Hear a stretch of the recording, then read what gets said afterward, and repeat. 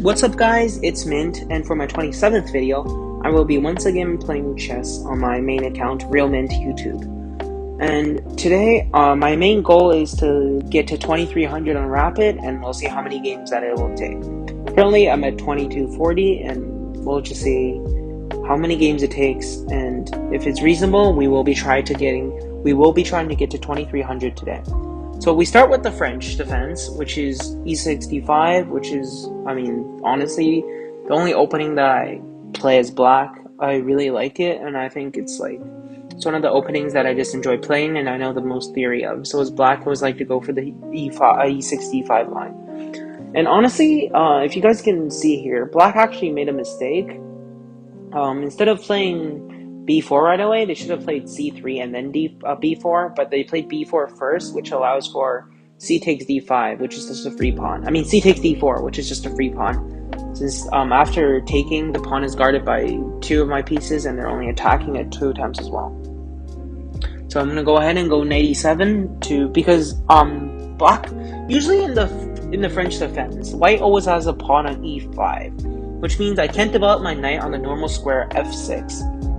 So there's usually 2 ways of developing it. If I have a pawn on c5, so I need the dark square bishop to guard the c5 square. So I'm gonna develop my knight to h6 and then reroute it to f5. But since in this case I've already moved that pawn, I can go knight to e7 first and then f5. Because going to h6 allows black to take the knight with their dark square bishop and double my pawns. So white goes bishop d3, and I'm just going to go ahead and finish my development and go knight g6. Usually in these lines, black is supposed to go to f5 because there is a white pawn on d4, and by going to f5, it adds more pressure and forces white to exchange their d pawn for the c pawn, which develops my dark squared bishop.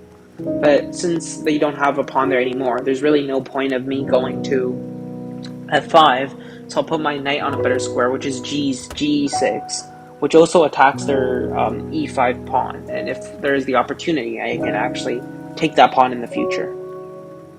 But first of all, let's go bishop d7, blocks any, I don't know, since my pawn on e6 is likely not moving anytime soon, the bishop is going to have to develop the other way, and it blocks any fishy diagonal lines that could check my king as well. White plays knight bd2, and I'm just gonna castle queenside. I think that this move isn't the most precise move according to Stockfish. Like, Stockfish would probably prefer me to go bishop e7 and castle kingside, but I actually want to castle queenside this game because I want to put my king on b8. I'll move my king to b8 later, and maybe put a rook on c8 on the c file, and I'll just push all my pawns on the king side. Like, I'm planning, yeah, as you guys can see, I played f6, right? I'm planning f6. I'm playing f6. G takes f6, which basically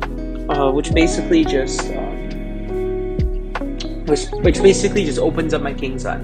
So if I castle king side now, like, I want to push f6 because that pawn on e5 is really annoying. So I'm pushing f6.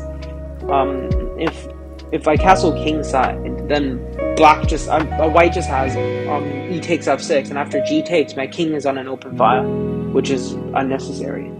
So I'll just castle queen side and move my king to b8, where it will be safe, and I can have the c file for my rook. And so I castle queen side. But right now, I think white's gonna go e takes f6, but there's also a chance that white just might want to go for the line bishop takes g6 and trade for the knight to double my pawns on both my g file and my d file. We'll see what they do. We'll see what they do, because if they go e takes f6, and after I take back, if they trade their bishop for a knight, it's just good for me because I don't have double pawns. I have pawns on the g file, f file, and e file, and they're just not doubled. And my pawn structure is just great if they trade the pawn. So I think they might go for bishop takes g6, but at this point, I really want them to go e takes f6. Honestly, I don't know which one is better for white, like from a stockfish perspective.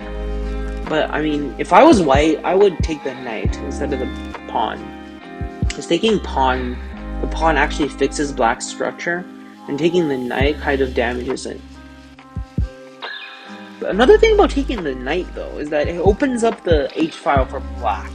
And yeah, white goes for the bishop takes knight. And obviously I take back, and now white goes knight b3. They're attacking my d4 pawn 3 times and protecting it twice. Yeah, so I think I have to do some weird lines. Let me think about this. So if I go knight if I go knight takes e5, white has knight takes e5, and I can go f takes e5, which is completely fine. I mean, then I have 2 double pawn files, and the G pawns are just double isolated pawns, which is unnecessarily ugly. But I mean, it feels okay though. Like it actually feels okay though, because I can put a queen or a bishop on the b8 to a2 diagonal that also attacks the pawn, and I might be able to overmine that pawn there. So the reason why bishop takes g6 last move wasn't all that great was that after h takes, I get the open h file. And if I can double up my rooks, because their king is castled kingside, so their kingside is directly exposed to my rooks. So I'm really just thinking about this move right now.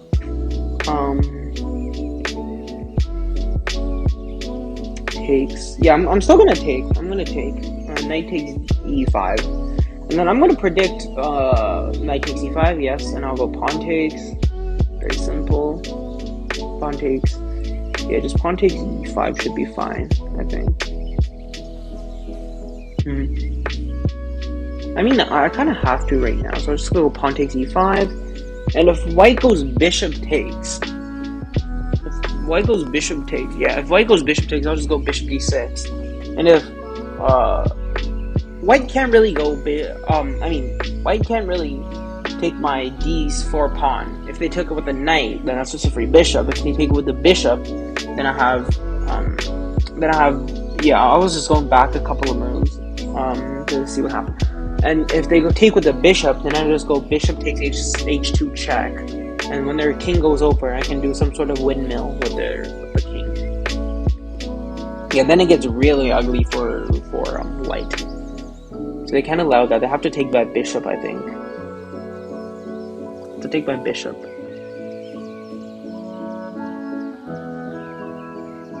Because yeah, I just drew arrows for you guys. You see that pawn? They have to take the bishop, because if they don't take the bishop, then they just lose that h2 pawn, and then because there's only 3 ways for them. Like there's only a handful of ways they can play this. They can play knight takes d4. That loses a bishop, because knight takes d4. I just have bishop takes bishop, and I mean, yeah, you guys can see I'm drawing arrows there. So basically, what I'm thinking is they go bishop takes bishop, queen takes. They have to push h3, because if they don't push h3, then they get checkmated. They have to push h3 to not get mated, and then I'll push e5 to protect that pawn, and I'll still be up a pawn, right? Yeah, bishop takes d6, queen takes d6, h3, and I'll push e5. After pushing e5, it defends my d4 pawn. So I'm just still up a pawn, but I mean, I guess I'll also have a double pawn, so it cancels out, I guess. But, I mean, their king side's still exposed, as opposed to my king side being relatively okay. I mean, yeah.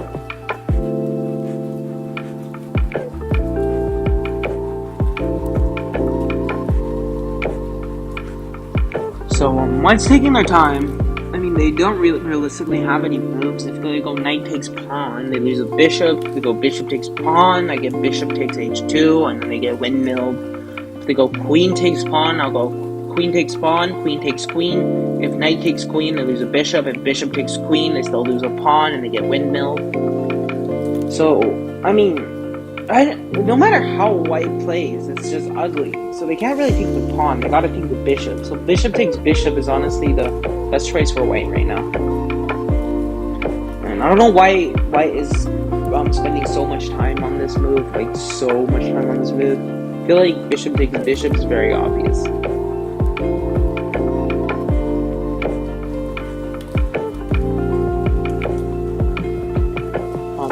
White's taking their time, but I mean, I guess, yeah, okay. Bishop takes bishop, queen takes bishop. Oh! Yeah, I have to go e5 now to protect the pawn, because I still have to protect that pawn on d4. Yeah, I have to go. I did not expect that. I did not expect f4, but I mean now I just trade the pawn, and yeah, they're forced to go g3, of course. And now I have check. Now I can go queen e3 check. It's gonna look very good for me in this position. Let me think about this. Yeah, it's fine. I'll just go queen e3 check. What is white? Oh, white goes. Ooh.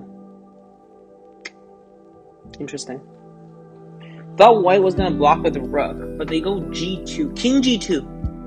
I feel like there's a checkmate pattern here. Like I don't know. Just looking at this position, it feels like there's a checkmate pattern because my queen is blocking off all their escape routes. The only escape score they have is h1, and that's in direct line of fire from my rook. So if I can double my rooks, like right now, okay. Imagine one thing. If the rook on d8 was on h7, then I have mate in 1. So I'm gonna try to checkmate this. Like, this feels really checkmate-ish. So, I mean, the first line I think of right now, you can see I drew the arrows, is bishop h3. I go bishop h3, king h8 is forced, bishop takes rook, queen g4 check. I have to go king b8, and then they'll go rook takes rook. Alright. So that's not mate. That doesn't mate. That wins me a rook. That means me a rook for a bishop. So then I'm in the endgame with a rook for a knight. A rook and 2 pawns for a knight, I think. Rook and 2 pawns for a knight. The second line I have is bishop h3. King h1 is forced again. I go rook f8. They're gonna go queen takes d4. Rook takes rook. Because that's check, right? Rook takes rook check. They can't take my queen. Rook takes rook back, queen takes queen, knight takes queen, and rook takes rook, and then bishop takes rook. So I think that's the same thing. Like, if I do that, okay, wait, hold on. Let me evaluate this again.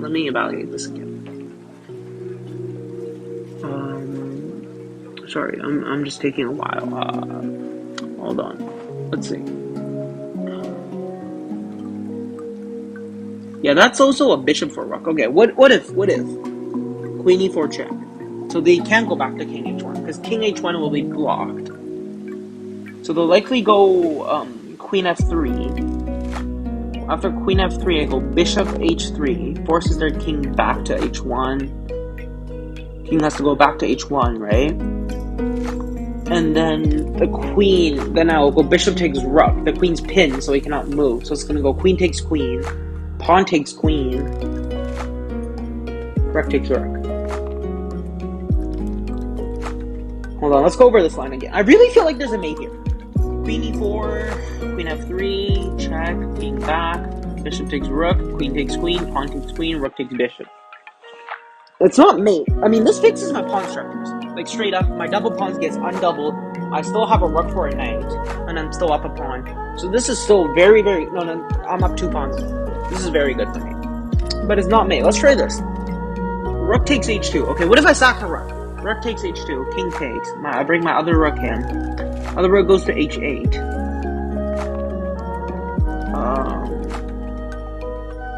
Other rook goes to h8. Yeah, king. I mean, no, hold on. No, never mind. King can't go to... Wait, is that mate? Hold on. Rook, king takes rook to h1. Yeah, king has to go back to g2, because that's forced, right?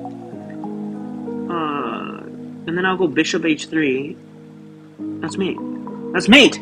Bishop takes rook, that's mate! Mate, okay. Rook takes, king takes, rook checks, king back, bishop checks, king back, bishop takes rook, that's mate. Let's checkmate. Alright, let's do it. Let's checkmate. Let's do it.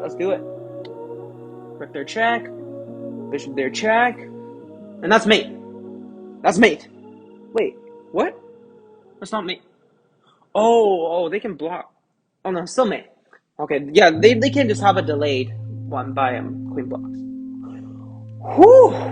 All right, that was a tough mate to find. Well, let's move on to the next game.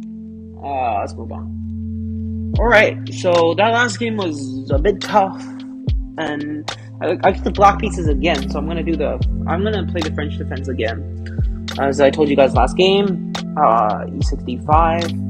But like the reason why I like the French defense as well is like these guys have no idea how to play this opening. Like that last game, the guy lost a pawn within like 5 moves. Like they just straight up dropped a pawn. And in this game, I don't know, whatever this is. Like f4 cannot possibly be good. Like I'll check with you guys can check with Stockfish after. Like I'm like fairly sure that's like a mistake at least, if not a blunder. Like that's a mistake right there. Yeah, like I said last game, knight e7 to go to f5. Like I was just telling you guys about how in the French the knight always has to go to f5 or g6 or something like that. The white castle's here. I mean, I like this position for me very much. Like I personally, I think this is a very good position for black. We're just in a castle, and I mean, my queen on b6 is very active. My knight's in the center of the board. My light square bishop's still behind a pawn. But I think that's fine. I think that's fine. Completely fine. Queen e2. I don't get what that is, but let's just push h6. h6 prevents any funny little business with the knight going to g5 in the future or whatnot, right? Stops any funny businesses. And even if white pushes g4, even though my escape scores are gone, I can always go to h4 and trade the knights. So that's not a problem. We'll go bishop d7. Like I said last game. In the French, there's always going to be a pawn on e6 it's going to be very hard to get rid of. So we're always going to put our bishop on d7 and develop it the other way.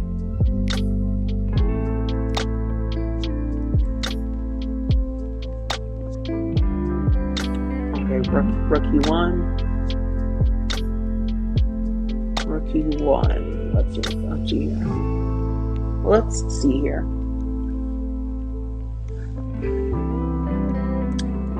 I have some moves in mind. There's definitely a lot of moves here that I can play. I'm gonna go rook c8. Yeah, I'm gonna go rook c8. Like right now, I think I'm gonna go for a queenside attack. I'm gonna put my rooks on c file and b file, move my queen back, and push the a and b pawns. Like I'm gonna go for a full-on queenside attack right now. I mean, my kingside's very solid. My kingside's very, very solid. They're not getting in. So I'm just gonna push my queenside pawns. Like, all of my pieces are targeted on the queen side. Like, if you see, the bishops have no future on the king side. They're aimed on the queen side. I have the c pawn and d pawn pushed to c5, d5, while white's defense is on the 3rd rank. My pawns are on the 5th rank, right? So I think a queenside attack is very good. I just move my queen back to c7, and then I'm gonna put my rook on b8 and push b5, a5, b6. I mean, not b4. Okay, so they did end up pushing the pawn. Let's just go knight h4. Like I said before, right? If ever they push the pawn, let's go to h4 and trade the knights. Yeah, and now I'm attacking the rook. They have to move their rook, maybe to f8 or something. I mean, f1 or something. Yeah, and I'll just put my bishop back. There's really no point in staying there, because then they might go g5 in the future and block and like trap my bishop. So let's just move it back. Knight f3. Yeah, they're moving. Like, if you look at this, all of white's pieces on the king side, and even the dark square bishop is still aimed at the king side. So I'm just gonna go rook b1. Have the two files. They're not open files. Have the 2 files for the rook. Start pushing b5, a5, b4, and then if takes, a takes b4. maybe even c4, just keep pushing these pawns forward and go for a massive queenside attack, I think. Like, I think the best way to go here is to just go for a massive queenside attack. Okay, bishop g2, it doesn't matter, let's just go b5, let's continue. White's probably gonna play a3 or b3. I'm just gonna call it a3 or b3 is probably the best. Okay, they went for b3, let's just go a5.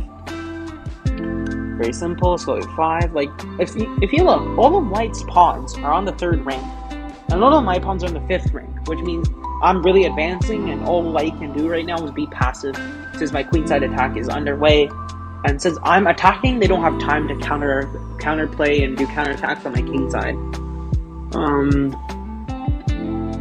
Bishop d2.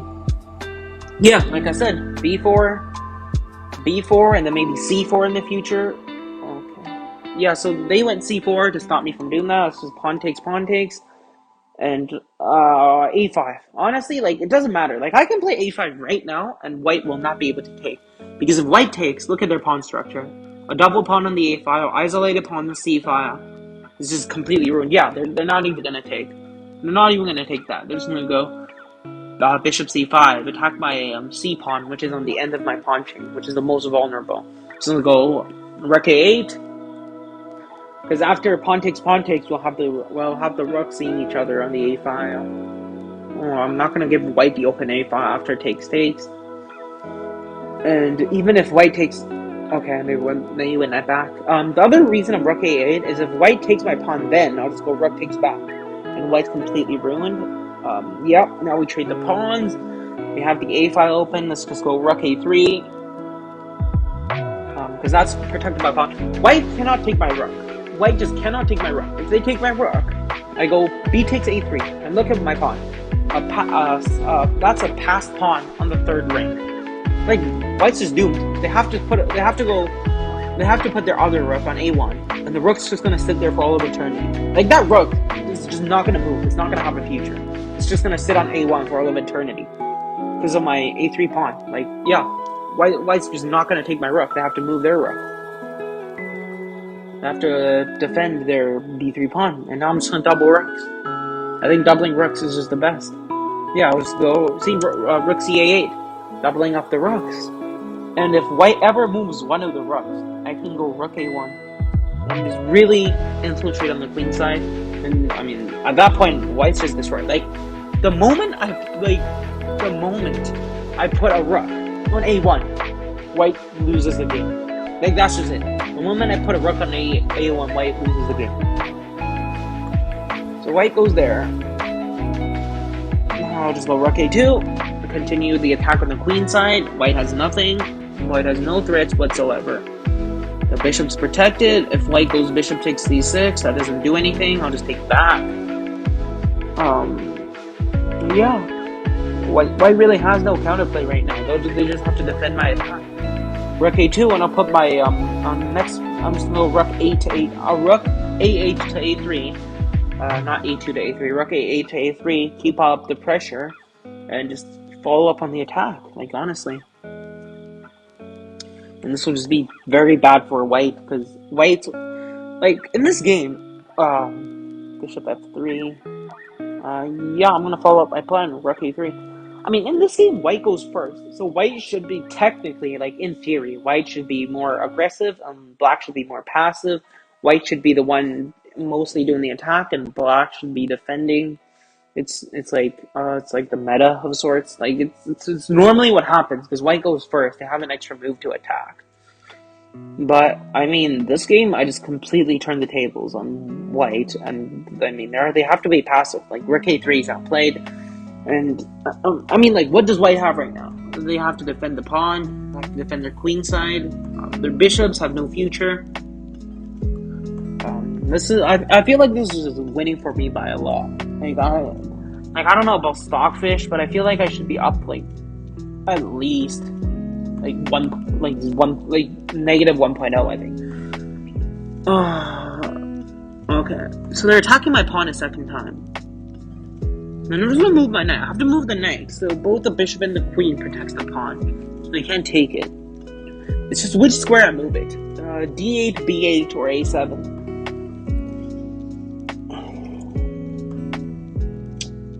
A7 is not gonna work. A7 is not gonna work. D8. Yeah, I'm just drawing arrows to make myself see this better. A7 is not gonna work for sure. Let's go just with B8. Because D8 I don't really like. It's like in direct line of the queen, and A7 loses a pawn. Because if I go A7, like, hold on, I'll try to show you. If I go A7, like you see it protects the pawn. If I go A7 here, I'm gonna show you. Knight takes, bishop takes. Knight takes, bishop takes, queen takes bishop. I just lose a pawn. So by going to B8, it protects that pawn, so that doesn't work. So yeah, if they took the pawn, bishop takes, queen takes again, queen cannot take bishop. Okay, so yeah, obviously they can't take the pawn, so they go knight d6. Oh, bishop c6, trade off the light squared bishops. Because honestly, white's light squared bishop is better than mine at the moment. So we're just going to trade that off. They can't move it because they're in pin. So they got to trade. And after the trade, I get a check. I get to check as well. This is really good for me.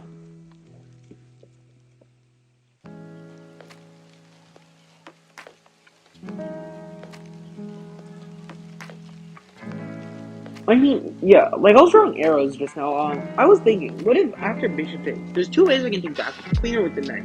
Which way do I actually want to do it? Like I'm thinking of taking back with the knight. I mean, I was thinking of taking it with the queen, but then I realized taking it with the knight isn't necessarily bad either. I feel like that could also be good if I just took back with the knight. This is very tricky.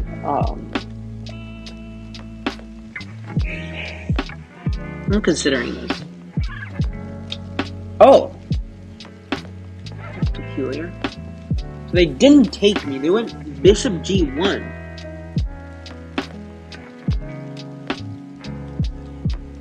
I'll just go bishop takes bishop first to check. And then I'll take the knight. Rook takes. Oh, they were gonna go queen takes, but rook takes? Really? Yeah, I'll still take the knight. Yeah, pawn takes. Yeah, that's expected. And now I'll just go queen c6. The rook's now pinned. The rook cannot move.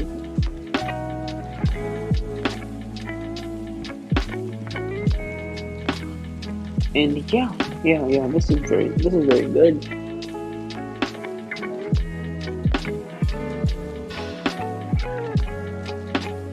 I mean, white doesn't really have anything. We can do right now. The bishop's blocked by my pawn. They cannot capture the pawn in any way. This is winning for me. The rook's pinned. Both of their rooks, in a sense, is pinned. The one on f3 is actually pinned, and the one on b1 is just stuck there. Like, if it moves, I'll just put my a2 rook on b2, and that pawn will fall. So, okay, queen e3. So they want to take the pawn. They're attacking my c5 pawn.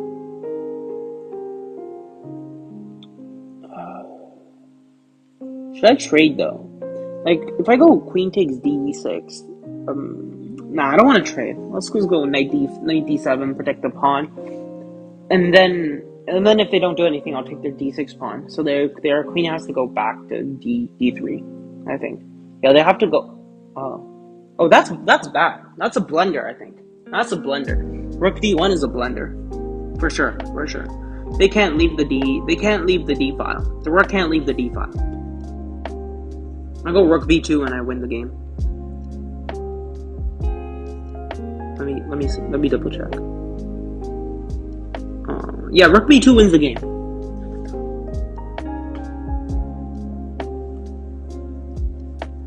Because their queen is way too overloaded. If I go, we gotta do that. Because keep in mind, the rook on f3 is pinned, so they can't recapture. Okay, it's game over. Like I said before, if my rook ever gets to A1, it's game over. Like, look at this. The rook's pinned. The bishop's pinned. The queen and the rook is stuck on the third rank. They can't move. Like, white's just so lost at this point. Like, I don't even know what I would do as white. Like, right now, I genuinely don't know. Like, the rook can't move. The king can't move. The bishop can't move. The pawns can't really move. They move the G pawn, they get captured. They move the F pawn, they get captured. The other two pawns, yeah, white does not have moves anymore. Like, they're in Zoog's way. Yeah, okay, white resigned. Okay, so that actually boosts me to 2300. So, that's it for the video. That's it for the video, you guys. I actually got over 2300, so I've accomplished my goal. Thank you guys for watching, and please hit that like and subscribe button, and join my Discord server as well as all of my other social media linked on my Linktree below. Thank you guys for watching. See you next time.